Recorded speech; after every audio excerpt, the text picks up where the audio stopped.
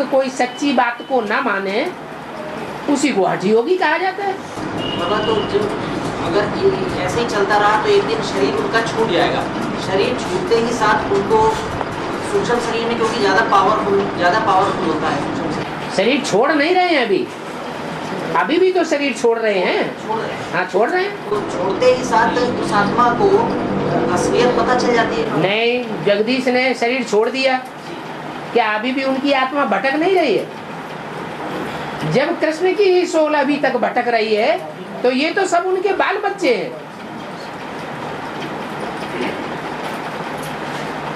और दूसरी आत्माओं को बहुत भटकना पड़ता है।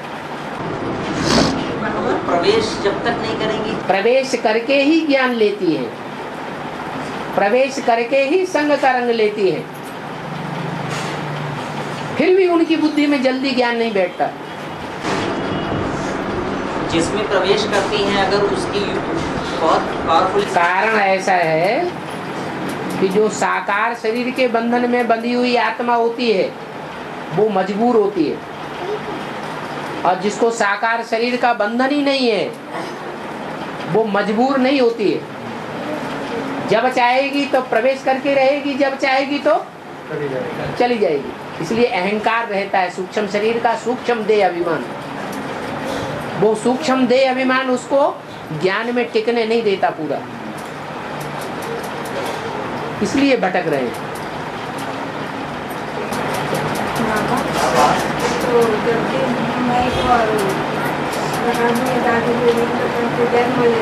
हैं? जगदीश भाई प्रकाश मणि दादी जन्म ले लिया। किसने कहा? उनके जो पालनहार ब्रह्मा और सरस्वती हैं उन्होंने ही जन्म नहीं लिया तो उनको कहाँ से जन्म मिल जाएगा? ब्रह्मा सरस्वती ने जन्म ले लिया तो जब उनके पालनहार ने ही जन्म नहीं ले पाया तो वो कहाँ से जन्म ले लेंगे? हैं? आपको नहीं है मालूम, वो ले लिए हैं, हम पता लगा लेंगे। वो कह दें तो हम मान लेंगे?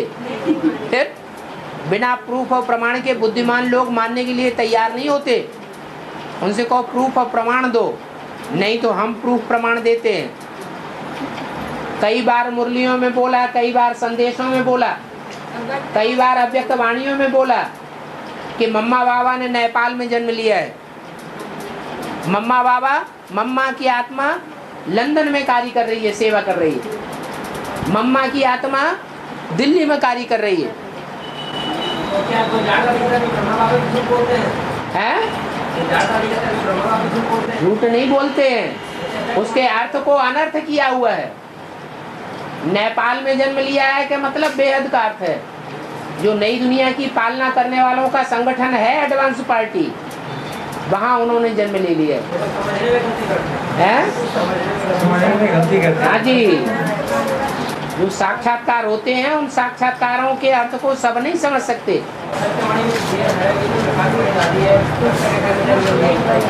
हाँ जी, तो जन्म लिया है माना उसी तरह जन्म लिया है जैसे मम्मा बाबा की आत्मा प्रवेश करके जन्म ले रही है। और रामायण में 4 भाई बताया गया है, महाभारत में 5 भाई, और जो है माताएं बेटी तरह जो है रामायण में 3 बताए गए हैं। रामायण में 3 माताएं हैं और जो महाभारत में तो ऐसा क्यों? महाभारत को लिखने वाला और रामायण को लिखने वाला एक है या अलग अलग है? तो बात बदल सकती है कि नहीं? तुंडे तुंडे मतरे भिन्ना।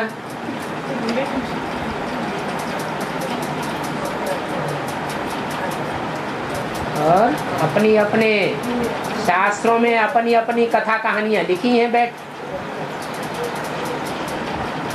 वो व्यास भगवान ने लिखा महाभारत, रामायण राम वाली आत्मा ने लिखा, तो अंतर तो हो ही जाएगा। दो मनुष्य एक ही बात हमेशा कहेंगे क्या कि उनकी बातों में अंतर पड़ जाएगा? अंतर पड़ जाएगा।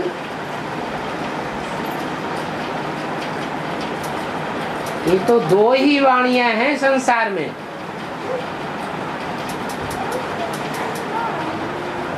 एक मुरली जो ब्रह्मा बाबा के मुख से बोली गई है, और एक अव्यक्त वाणी जो गुलजार दादी के मुख से ब्रह्मा की सोल बोल रही है।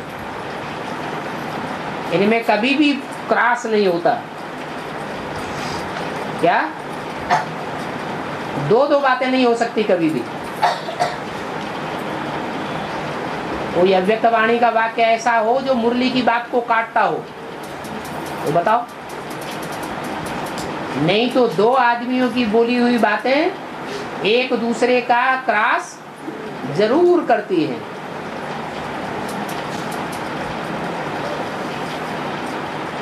और बाबा परमेश्वर का गायन है, उसी को तो परम पिता परमात्मा है। उसी को तो परम पिता परमात्मा प्रथम पिता परमात्मा क्या? उसी को कहते हैं। हाँ, पति परमेश्वर का ये गायन। संसार में जो भी चल रहा है भक्ति मार्ग में, वो यादगार कहाँ की है? संगम युग की यादगार है। संगम युग में बड़े से बड़ा पति माने रक्षा करने वाला। तुम सब द्रौपदियां हो, तुम सब द्रौपदियों की लाज की रक्षा करने वाला कौन है? मनुष्य रक्षा करते हैं क्या? यज्ञ के आदि में भी 7-7 तालों के अंदर रखा था, फिर कहाँ चले गए? हिंदुस्तान पाकिस्तान का जब झगड़ा हुआ तो वो 7-7 तालों में रखने वाले, रक्षा करने वाले कहाँ चले गए? भाग गए ना। भगवान ने रक्षा की। ऐसे ही जो आदि में हुआ वो अंत में भी होगा। भगवान ही सबका सच्चा रक्षक है। रक्षक को ही पति कहा जाता है। पाति, पाति माने रक्षा करने वाला।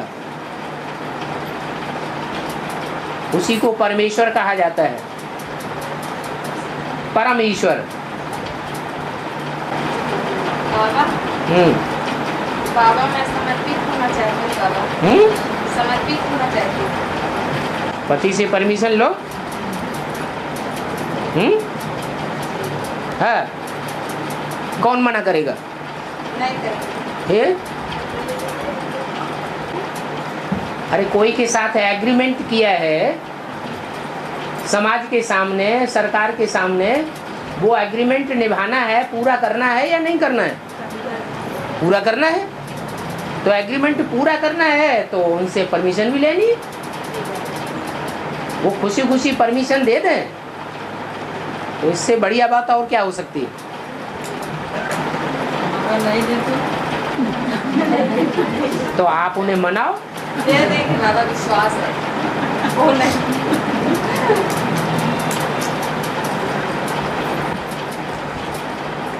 और बाप के रूप में तब तक प्रकट नहीं होता जब तक कि सारी धर्म की आत्माएं सुधर न जाए। है तब तक सारी धर्म की आत्मा सब धर्म वाले तो सुधरने वाले नहीं है। सब धर्म वाले सुधर जाएं तो सारे ही 16 कला संपूर्ण बन जाएंगे। नंबरवार तो सुधरेंगे ना। अब नंबरवार सुधरेंगे तो 16 कला संपूर्ण सब थोड़े ही बनेंगे। उनको सुधरा हुआ कहेंगे। जो आत्मा 16 कला संपूर्ण न बने उनको सुधरा हुआ कहेंगे।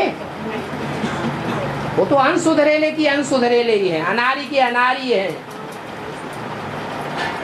आर्य नहीं कहेंगे। आर्य माने सुधरेले। वो जो पॉइंट है, अगर बाप के रूप में अगर प्रकट हो जाएगा तो बाकी आत्मा को सुधारेगा कैसे? धर्मराज के रूप में। धर्मराज बच्चा तो बैठा हुआ है ना, वो काहे के लिए बैठा है? और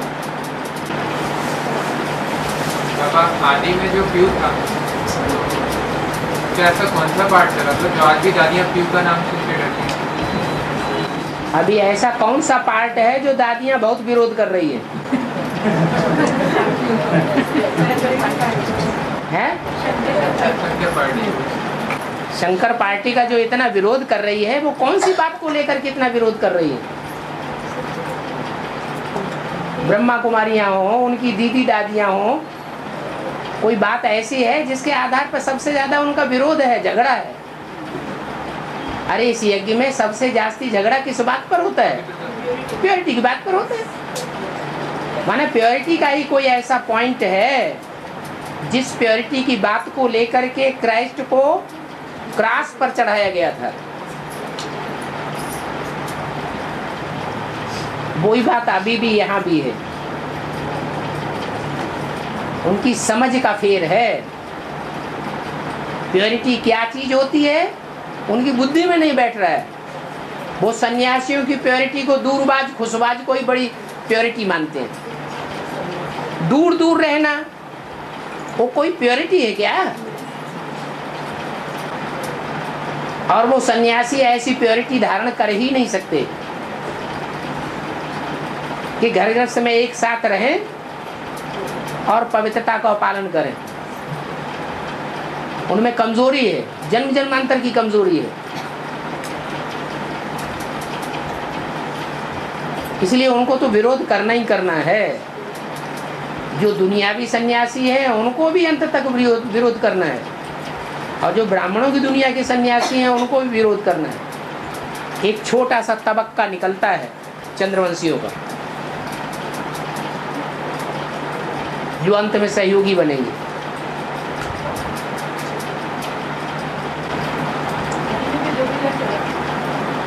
आदमी भी धोबी करते हैं। हाँ जी। और उस धोबी घाट में वो दीदी दादियां भी शामिल थे। इसीलिए ना इसलिए उनका मान मर्तबा सारा मिट्टी में मिल जाएगा, पोल खुल जाएगा। सारी पोल पट्टी खुल जाएगी।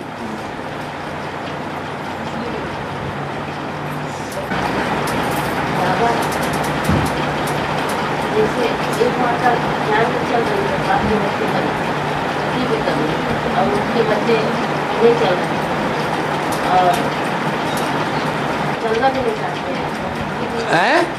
जैसे हाँ चल रही है ध्यान में और तीनों बच्चे नहीं चल रहे हैं, घरना भी नहीं चाहते हैं, आना भी नहीं चाहते हैं। बच्चे भी नहीं चल रहे हैं, पति भी नहीं चल रहा है। हाँ जी। तो इसका हिसाब किताब करते क्यों है? कोई हिसाब किताब से चलते नहीं सुन रहे हैं कि ऐसे ही पूजन का हिसाब किताब तो है ही। अच्छे कार्य में, अच्छे सत्संग में जाने में उस माता ने दाढ़ी मूछ वाला पुरुष बन के उनको रोका होगा, नहीं जाने दिया होगा, बंधन डाले होंगे। तो हिसाब किताब पूरा हो रहा है। खुशी खुशी हिसाब किताब पूरा करना चाहिए। बाबा अगर पति परमिशन न दे तो कोई बात नहीं, घर में बैठ के याद करो। दूसरा उपाय नहीं है? दूसरा उपाय नहीं होता। अमृत वेले बैठ के याद करो, उसमें कौन रोक लेगा? अरे कोई तन को बांधेगा, मन को थोड़ा ही बांध लेगा। तन बांधा जा सकता है, मन बुद्धि रूपी आत्मा थोड़ा ही बांधी जा सकती है। और मन बुद्धि रूपी आत्मा से ज्यादा पुरुषार्थ होता है या तन और धन से ज्यादा पुरुषार्थ होता है? मन बुद्धि रूपी आत्मा का ही पुरुषार्थ अंत में काम आएगा। तन की मेहनत और धन की मेहनत अंत में काम नहीं आएगी।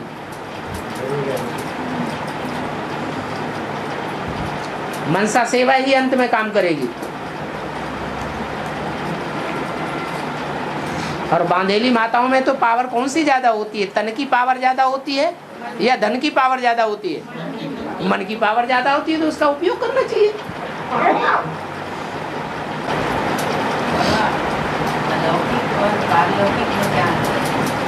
अलौकिक, अलौकिक माने जो इस लोक का न हो, जो संकल्प इस लोक का न हो, वो संकल्प करने के लिए पारलौकिक बाप ने हमें बताया है।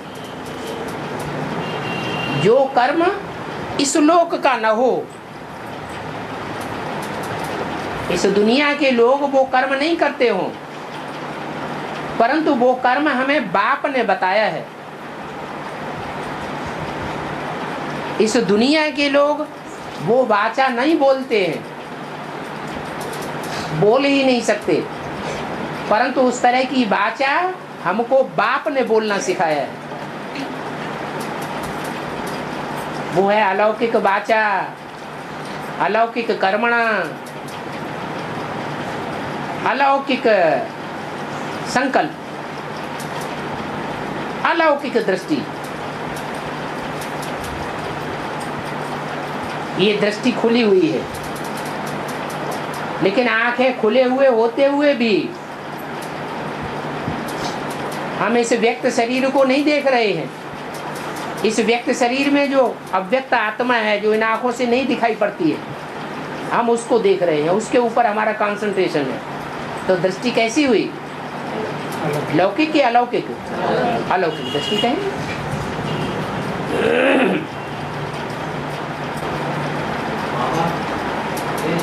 माँ बाबा को निराकारी स्टेज में उनका कोई भी फोटो नहीं, लेकिन जो धर्म पिता है उसको निराकारी स्टेज बताया गया है या दिखाया गया है।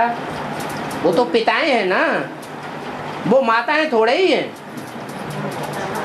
वो धर्म पिताएं कौन है? पिताएं हैं। जिसमें प्रवेश करते हैं वो माताएं हैं, लेकिन जो ऊपर से आने वाली आत्मा है वो पिता है। इसलिए वो उसको आकुपाई कर लेती है, माता को।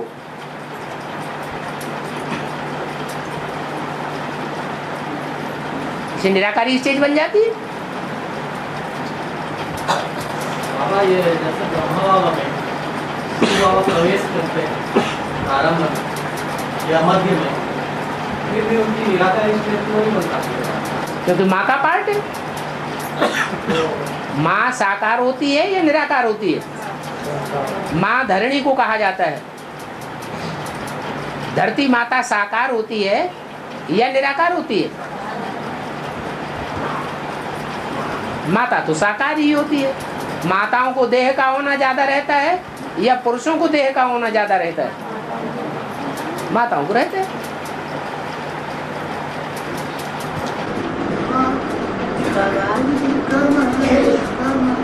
है?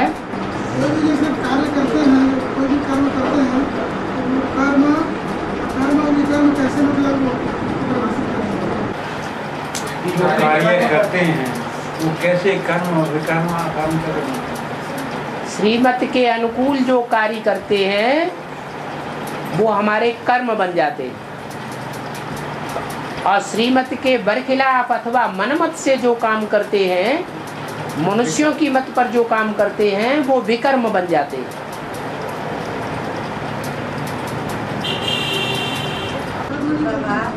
हैं?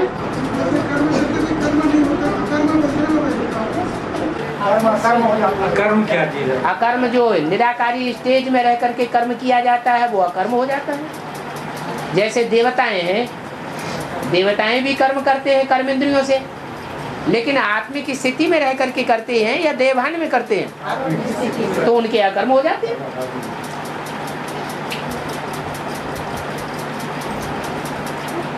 बाबा गुरुदेव कैसे थी गंगा जी से बुला के ले अपना कन्या के बताइए। उन्हें कुछ समझा हो तो बताओ। माता क्या बोल रही है? गुरुदेव ये गंगा जी से बुला के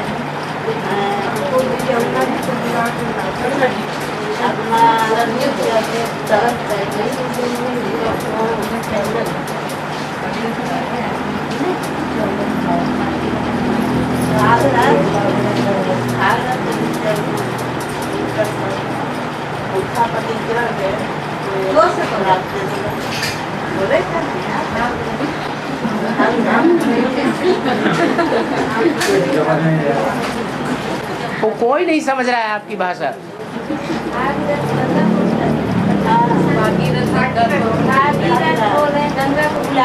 हाँ हाँ हाँ हाँ, मुरली में बाबा भागीरथ किसको बोलते हैं? भाग्यशाली रथ कौन है? प्रजापिता वाली आत्मा जो है वो भाग्यशाली रथ है, जिसके रथ में मुकर्रर रूप से शिव बाप आते हैं। वो भागीरथ तपस्या करता है गंगा को लाने के लिए। तो ज्ञान की गंगा जो है तपस्या कब से करता है? ब्रह्मा बाबा ने जब से शरीर छोड़ा तब से तपस्या करता है। और 76 तक जो तपस्या होती है, उस तपस्या का रिजल्ट ये होता है कि गंगा तो ऊपर से आती है, लेकिन उनकी बुद्धि में समा जाती है, जटाओं में समा जाती है। गंगा धरणी पर नहीं आती है। गंगा जो है प्रैक्टिकल में, साकार में, वो चैतन्य गंगा संसार में दिखाई नहीं पड़ती है। इसलिए मुरली में बोला है ज्ञान गंगाएं निकली हैं पिछाड़ी में। क्या? यमुना पहले निकल पड़ती है, सरस्वती भी निकल पड़ती है, जगदम्बा, लेकिन गंगाएं लास्ट में निकली है। क्यों नहीं निकली? क्योंकि वो मनन चिंतन मंथन में घूम रही है, उमड़ रही है, जटाओं में समाई हुई है। पृथ्वी पर कल्याण करने के लिए अभी गंगा प्रत्यक्ष नहीं हुई है संसार वालों के सामने। जब पृथ्वी पर प्रत्यक्ष हो जाएगी तो उत्तर भारत वालों का कल्याण हो जाएगा। अभी उत्तर भारत सो रहा है, दक्षिण भारत के लोग ज्ञान ले रहे हैं। तो गंगा ये नहीं कहेंगे कि अभी धरती पर प्रत्यक्ष हो गई है। वो चैतन्य ज्ञान गंगा की बात है, प्रत्यक्ष होने वाली है। क्यों? क्योंकि जो ज्ञान है वो कन्याओं माताओं के मुख से कल्याण करेगा या पुरुषों के मुख से कल्याण करेगा? शंकर का, ब्रह्मा का पुरुष मुख है या स्त्री मुख है? पुरुष मुख है। पुरुष सब दुर्योधन दुशासन, उनके ज्ञान सुनाने से कल्याण नहीं हो सकता। असली कल्याण कब होगा? जब कन्याओं माताओं को आगे किया जाए। तो ऐसी ज्ञान गंगाएं निकलेंगी अंत में, जो उत्तर भारत वालों का भी कल्याण हो जाएगा।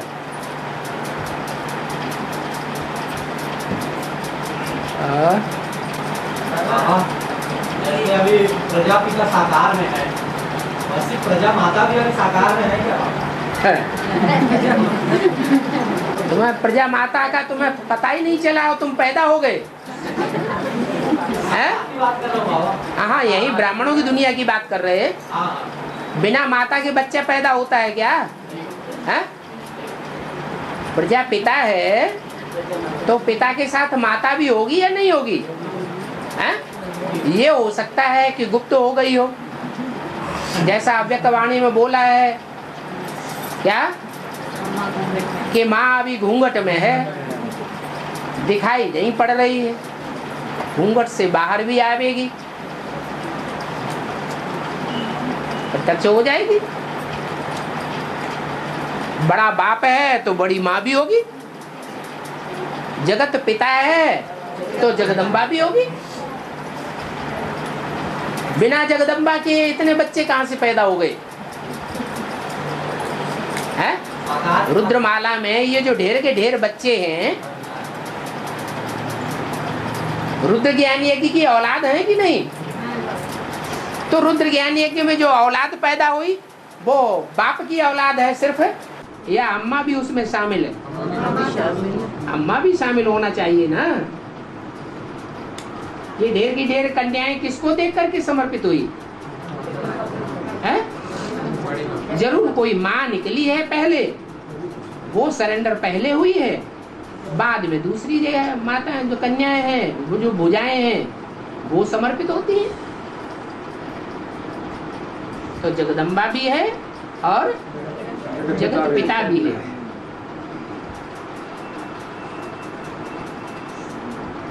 हाँ, कोई कोई बच्चे ऐसे होते हैं कि हॉस्पिटल में माँ पड़ी हुई होती है, बेहोश होती है, बच्चा पैदा हो जाता है। हॉस्पिटल में से बच्चा दूर कर दिया जाता है, तो आपको पता नहीं है, अभी पता कर लो। बताइए ना बाबा, आप ही बताइए। बता तो दिया। साकार में जगदम्बा है, जगदम्बा को महाकाली का पार्ट बजाना है। वो धर्मराज का राइट हैंड है महाकाली, असुर संगारिणी। धर्मराज डायरेक्ट पार्ट नहीं बजाता।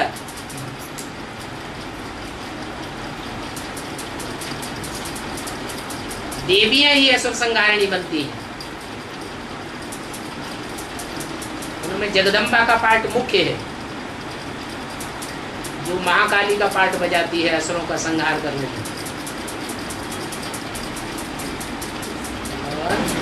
बाबा बाबा ने जो 4-5 जड़ चित्र बनाए हैं, उसमें जितनी भी बातें हैं सब संगम युग की बातें हैं। उसमें जितनी भी बातें हैं सब संगम युग की यादगार है। बाबा जो लक्ष्मी नारायण का चित्र है, उसमें जो नीचे राधा कृष्ण दिखाए हैं, नीचे जो राधा कृष्ण दिखाए हैं, बाबा उसमें कृष्ण को मुरली बजाते हुए दिखाया है, और जो राधा है उसको मुरली का आधार लिए हुए दिखाया है, मुरली को पकड़े हुए दिखाया है। उसका अर्थ क्या है?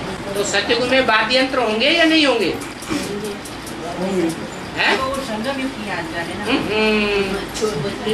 वो सत्युगी महाराज कुमार लिखा है, यह संगम युगी महाराज कुमार लिखा है। उसमें लिखा है सत्युगी महाराज कुमार श्री कृष्ण। इससे ही साबित हो सतयुग के जीवड़े हैं, वो संगम युग के नहीं है।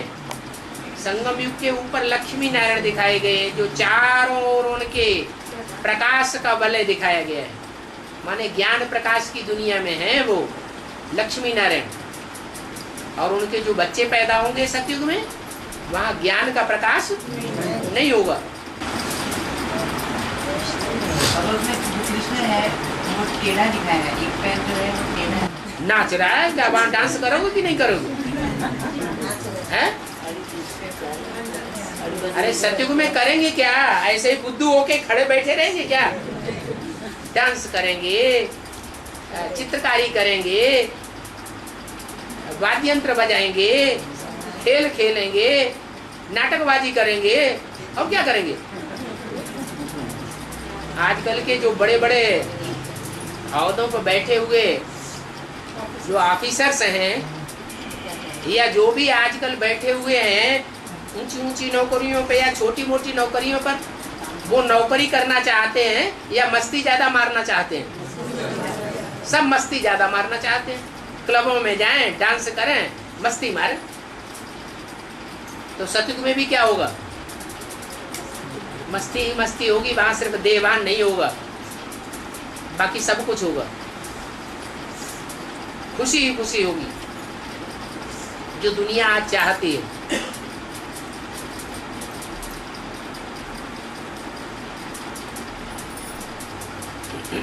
बाबा वो जो कृष्ण को जो मुरली बजाते हुए दिखाया है, उसको संगम युग से कैसे टैली करेंगे? फिर संगम युग कैसी टैली? जब उसमें लिखा हुआ है सतयुगी महाराज कुमार, तो बार बार संगम में बुद्धि उनको खींच को क्यों ले जाते हैं? उसमें स्पष्ट लिखा हुआ है सतयुगी महाराज कुमार श्री कृष्ण।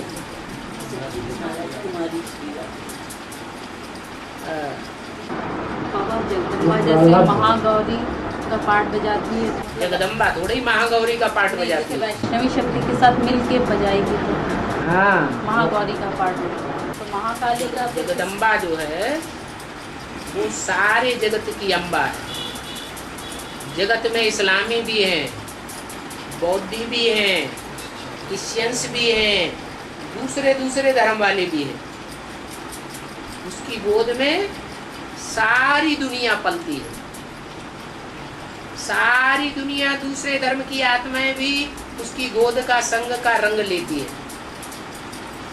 इसलिए एक दिल्ली ही ऐसा शहर है जहाँ देवताओं ने भी राज्य किया है, और जहाँ असुरों ने भी अपनी राजधानी जमाई है। दुनिया में ऐसा कोई देश नहीं है जहाँ सब धर्म वालों ने अपनी राजधानी जमाई है। ये मात्र देश है।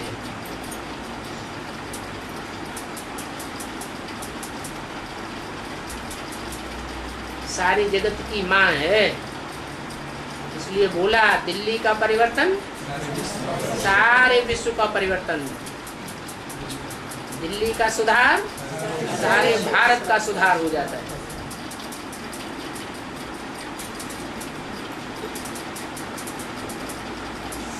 ये नहीं कहा भारत माता का परिवर्तन, तो वो तो जन्म जन्मांतर प्योरिटी वाली है ही है, उसको तो ज्यादा ज्ञान की भी दरकार नहीं है। ज्ञान होता ही है पवित्रता को धारण करने के लिए, जिसमें जन्म जन्मांतर की प्योरिटी समाई हुई है, उसको ज्यादा एडवांस ज्ञान लेने की दरकार नहीं और पहले पहले लेने की भी दरकार नहीं। तो लास्ट चांस में आएगी और सबसे आगे चली जाएगी प्योरिटी की पावर से। प्रैक्टिकल पार्ट कर दीजिए। और जगदम्बा पहले पहले आती है ज्ञान में, एडवांस में।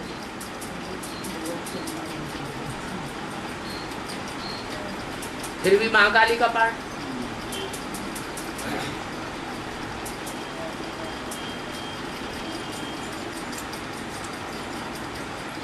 बाबा, जो प्योर सूर्यवंशी हैं, प्योर सूर्यवंशी, उनकी क्या क्या विशेषताएं होंगी?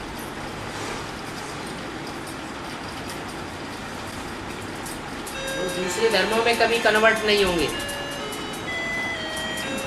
उनके लिए बोला है तुम हो देवी देवता सनातन धर्म के पक्के, जो कन्वर्ट हो करके किसी और धर्म में जा न सके, कोई से प्रभावित नहीं होते। आखिरी जन्म में तो माया सबको ही पछाड़ देती है, वो बात अलग है।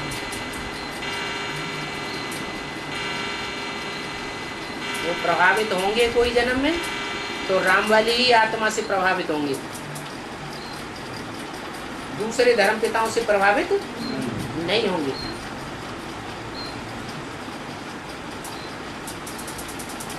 यहाँ भी ऐसे ही शूटिंग कर रहे होंगे क्या? वो दूसरे की बात सुनेंगे भी नहीं,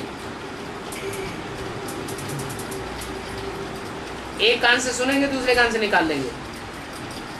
बक रहा है, बक बक करने दो।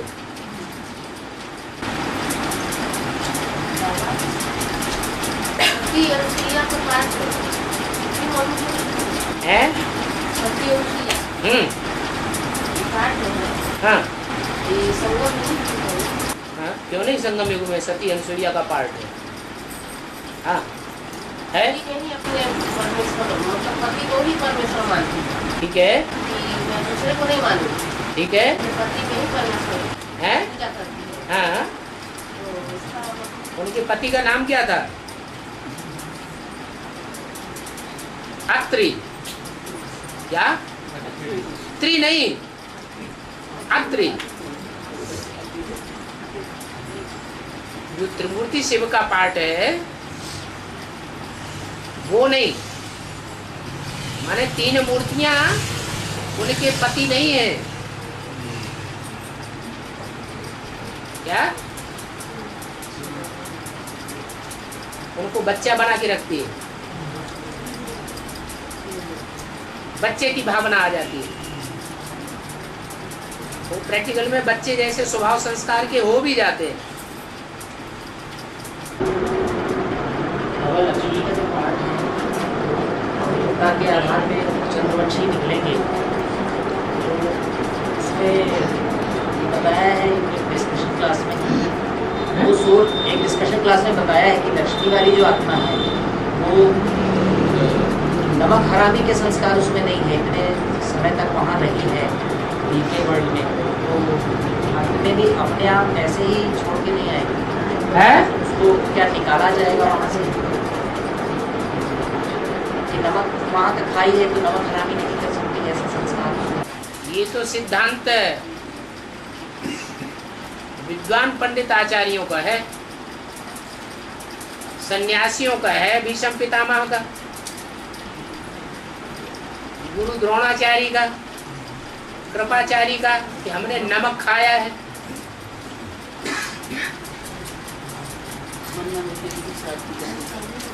जो प्रजा होती है वो देश के लिए मरने वाली होनी चाहिए या अन्यायी राजा के लिए मरने वाली होनी चाहिए? देश के लिए मरने वाली होनी चाहिए। नमक किसका खाया है? या हम सब किसका नमक खा रहे हैं? हम जो ब्राह्मण बने हैं हम किसका नमक खा रहे हैं? शिव बाबा हमको दे रहा है, हम किसी व्यक्ति का थोड़े ही खा रहे हैं।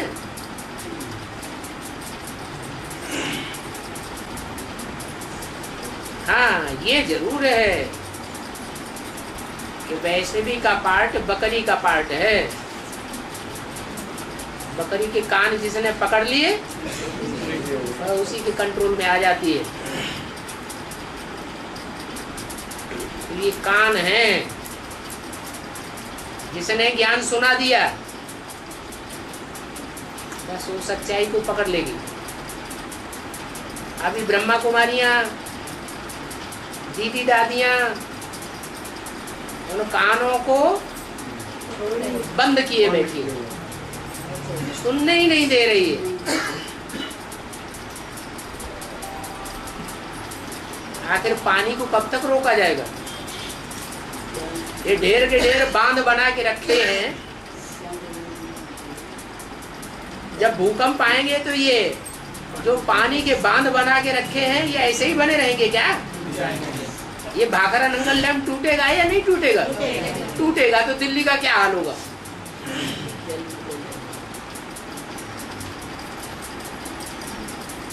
ज्ञान की धारा को कभी रोकना नहीं चाहिए। क्या? हम नहीं सुनेंगे, हम नहीं सुनने देंगे। अरे मनुष्य है, मनुष्य का काम है एक दूसरे की सुने, दूसरे को सुनाए। जो अच्छी बात लगे उसे स्वीकार करे, अच्छी बात न लगे न स्वीकार करे। किसी का मुंह बंद करना, किसी के कान बंद करना, ये तो ठीक बात नहीं है।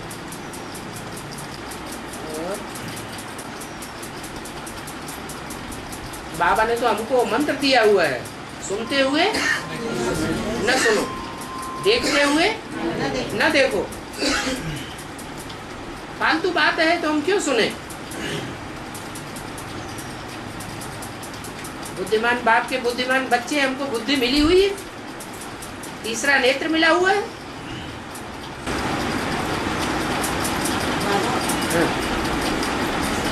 बच्चे किए हुए और माँ बाप का घराने को कर दे रहे हैं, तो उसको डबल भर्ती करना चाहिए। नहीं, अगर उन्हें एहसास होता है तो अपना पोता मेल लिख करके दे दे। बार बार भट्टी करने की क्या दरकार?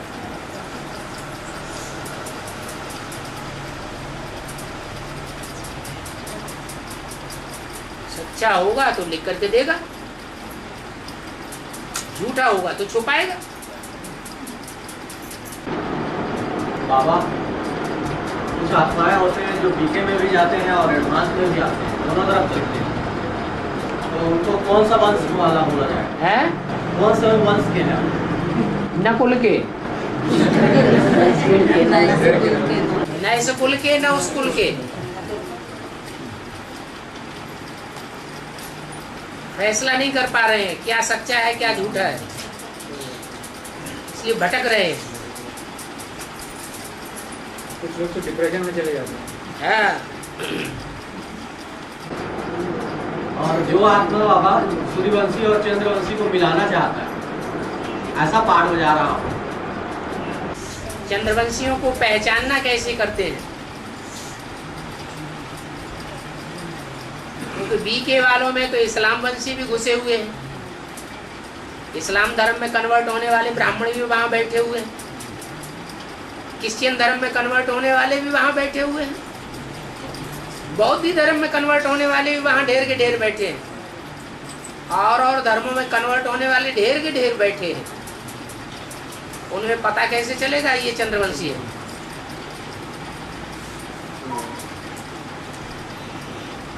पहले तो पक्का पता पड़े कि ये चंद्रवंशी हैं, तब मिलाने की बात आती है।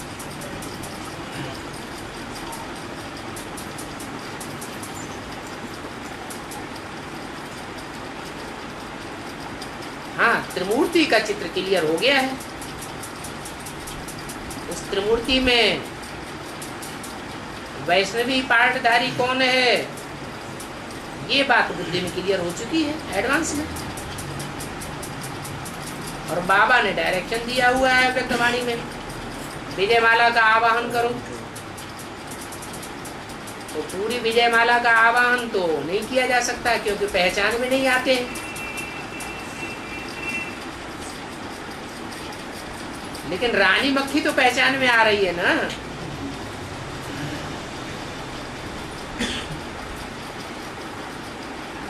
उद्योग से मुखिया को खींच लिया जाएगा तो और जो शहद की मक्खियां हैं वो अपने आप ही आ जाएंगी।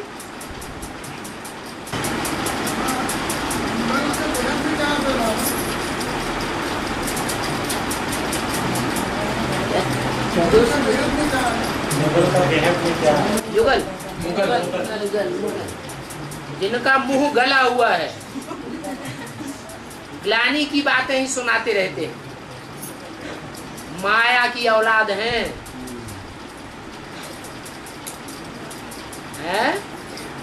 माया विधर्मियों में से है या सुधर्मियों में से है?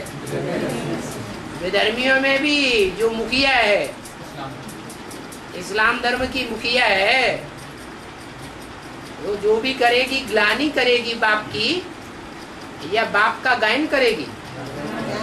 ग्लानि करती है, ग्लानि सुनाती है। तो मुख से जो ग्लानि सुनाने का धंधा करे उसका मुंह कैसा है? गला हुआ मुंह है, इसलिए नाम पड़ गया मुंह गले।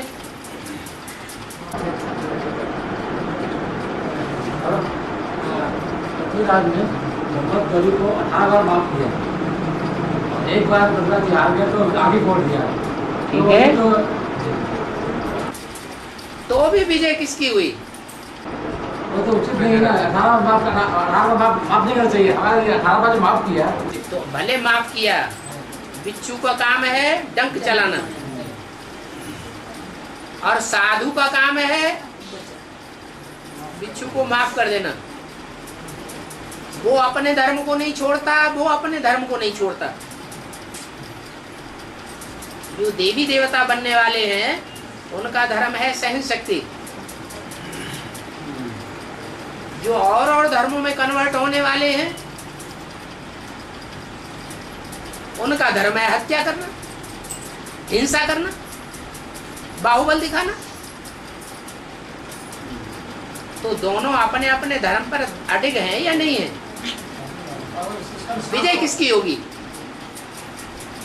आखिरी विजय किसकी होगी? जो सच्चाई पर अडिग है उसकी विजय होती है। तो पृथ्वीराज चौहान की अंत में विजय हुई या नहीं हुई? मार के मरा।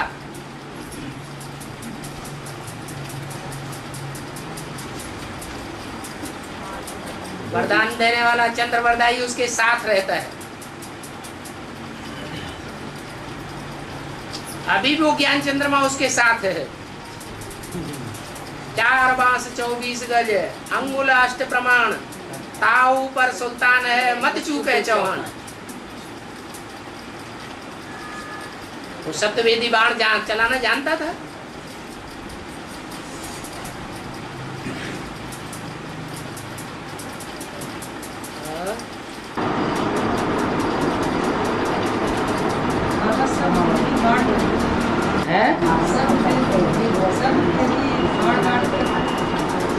शब्दभेदी बाण का मतलब है जहां से आवाज आए वहीं पर बाण छोड़ दे, निशाना मार दे। चलो घर वापस आने में बहुत लोगों को देर हो गई है। फिर वो घर में जाके कह देंगे बाबा ने देर तक क्लास चलाया।